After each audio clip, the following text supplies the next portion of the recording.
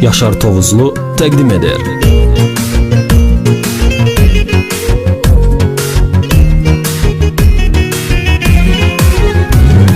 Senle ötüp birçok ayım ilim, bunu demeye gelmese de dilim.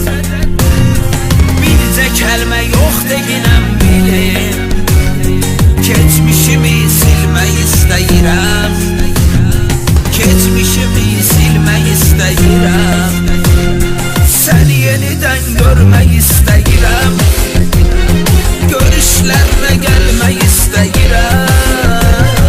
Sevənlər niyə qəm kədərdədir, səbəbini mən bilmək istəyirəm, səbəbini mən bilmək istəyirəm.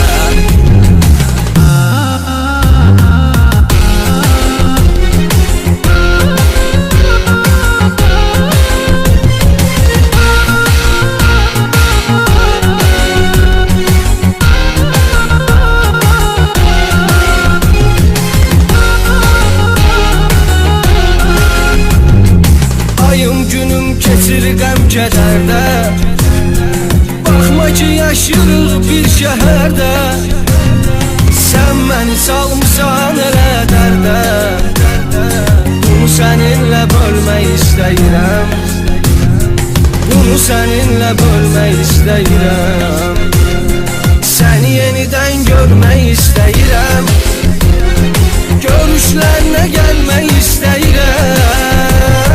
Sevənlər niyə qəm kədərdədir, səbəbini mən bilmək istəyirəm, səbəbini mən bilmək istəyirəm.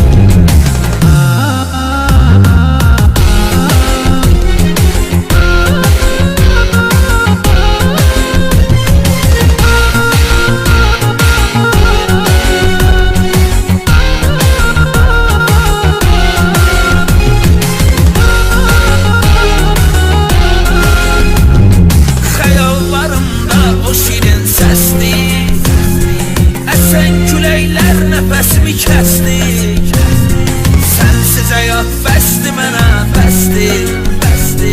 Bu nə həyatdır, ölmək istəyirəm, bu nə həyatdır, ölmək istəyirəm, səni yenidən görmək istəyirəm, görüşlərlə gəlmək istəyirəm. Sevənlər niyə qəm kədərdədir, səbəbini mən bilmək istəyirəm, səbəbini mən bilmək istəyirəm.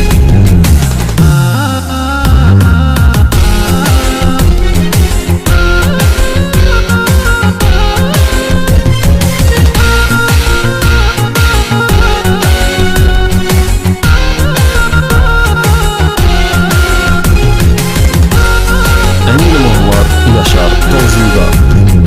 Düşmənin gözündə xar olmuşam, tək günahım budur, vurulmuşam. Bu yol çətin yoldur,